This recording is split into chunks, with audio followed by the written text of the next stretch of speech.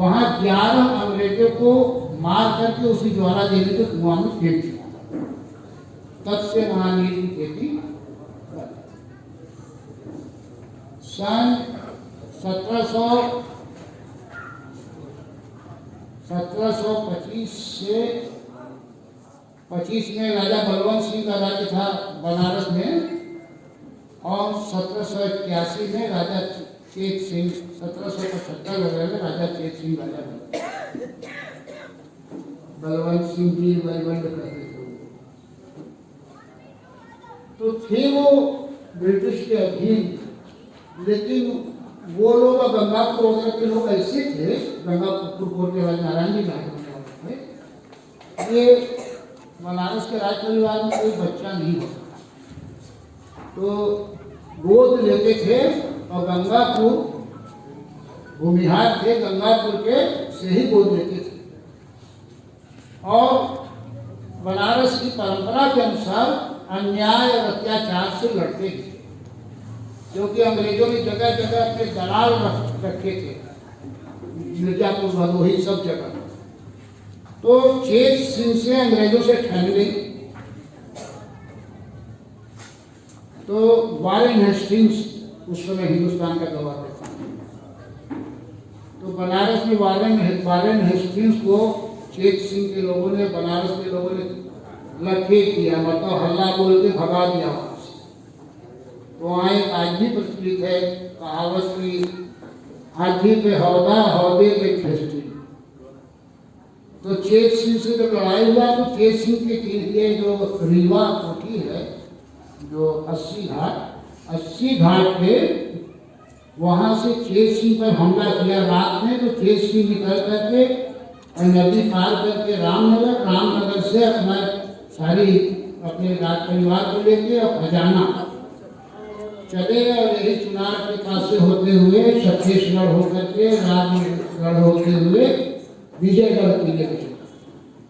तो विजयगढ़ किला वहीं पे था छत्तीसगढ़, और विजयगढ़ माहौल कहते थे उसको।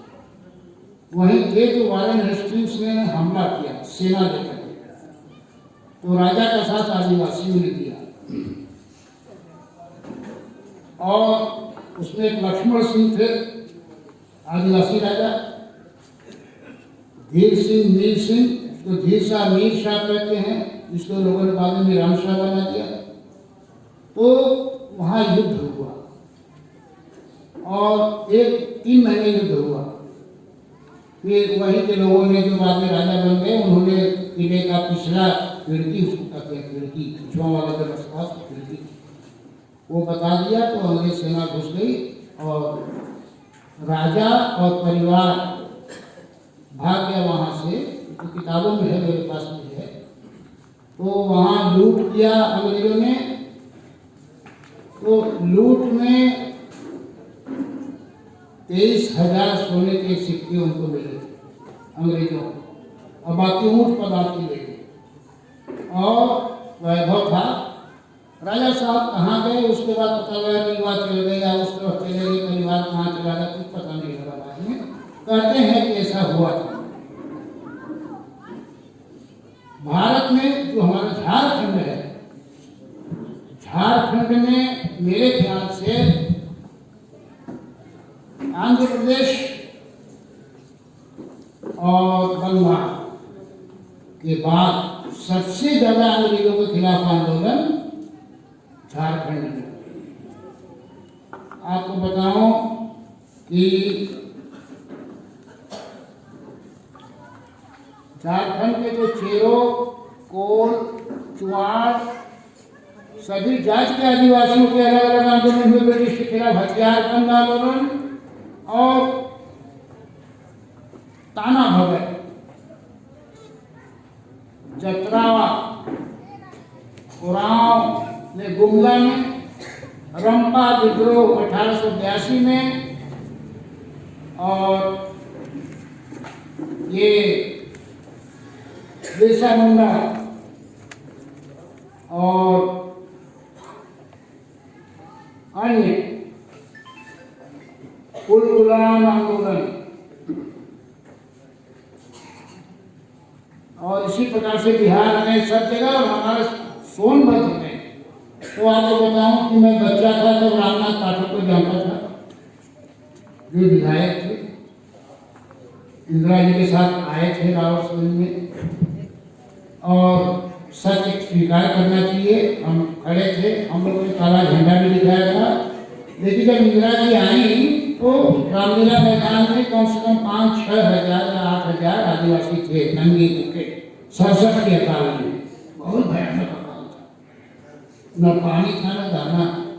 ये मैं खड़ा था भीड़ से अलग, और इंदिरा जी आई मेरे पास सही होके, हमने नमस्ते भी किया, काला चश्मा लगाई थी, अब भीड़ में घुस गई।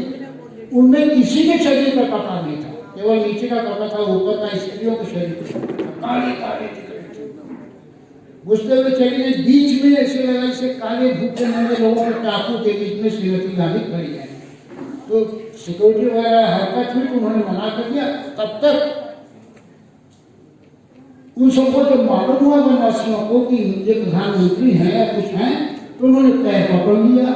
अब 2 बिना पैर पकड़े तो ऐसे हाथ तो छुड़ावे, तो तीसरा पकड़ ले, चौथा पकड़ ले, अब उसमें फंस गए।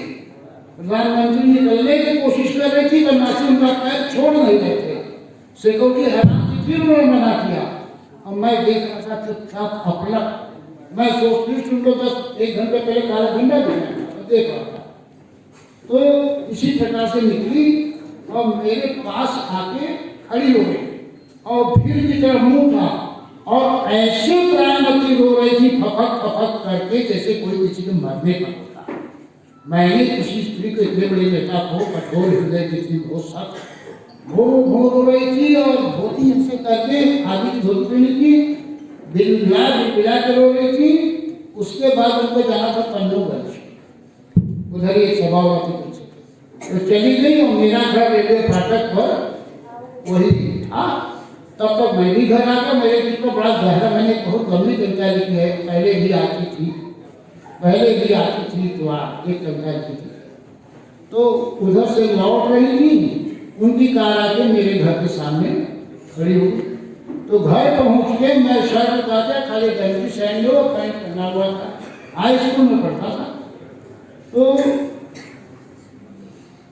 आई और रुक गई, तो मेरी माँ जो है घर पर थी, तो मेरी माँ ने उनको प्रणाम किया। इंदिरा गांधी कार में बैठी, मेरी माँ आती उनके पास, लेकिन मेरी माँ घर में ब्लाउज वाली घर धोतिया पहनी थी, तो शायद इसीलिए नहीं आई। प्रणाम की को थोड़ा हाथ हिलाई, मुझे कैसी है, वो भी मुझे कैसी है। अब मैं श्रीमती गांधी के पास खड़ा था, मैं गंजी पहन रही, तो उनका एक कागज गिर गया था कार से, उस कागज को लेने के लिए कार में 5 मिनट तक वहाँ खड़ी थी श्रीमती गांधी, और उसके बाद उन्होंने वापस लौट दलिया, अमेरिकन दलिया पाउडर वाला दूध इतनी मात्रा में भेजा, और ट्रेनों से पानी भेजा कि मेरे घर के सामने रेलवे का मैदान है, उसमें पहाड़ लग गया था। और गाँव में घर घर में बंटवाया, और रसोई घर चलवा के माय थैंक्स। इतना बड़ा राहत कार्य मैंने कभी नहीं देखा। उन्होंने भूख से और प्यास से आदिवासी को बचा लिया था। ये 67 की बात है, अब वो दुनिया में नहीं है, लेकिन हम लोग उसका अब बता। वनवासी और गिरिजन आदिवासी अंग्रेजों से लड़े, और उनकी लड़ाई कभी खत्म नहीं। अब अपनी आखिरी बात कर रहा हूं मित्रों, 1936 में भारत में आदिवासियों का नाम जनजाति किया गया, जनजाति। और कैसे आदिवासी रहेंगे, इनको किस प्रकार से रखा जा सकता है, कैसे उनका अधिकार होगा जंगल पर, पहाड़ पर, विकास में, इसको बहस शुरू हुई।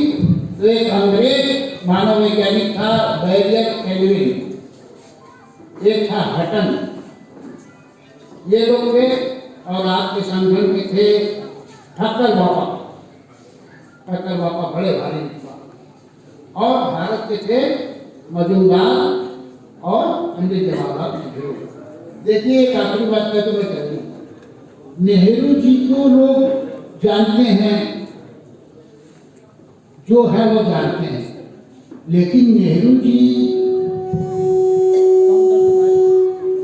एक मानव वैज्ञानिक थे, मतलब समाज शास्त्री, आदिवासियों को जानने वाले, उसको एंथ्रोपोलॉजी कहते हैं, मानव विज्ञान, सामाजिक मानव विज्ञान, एडवांस सोशल।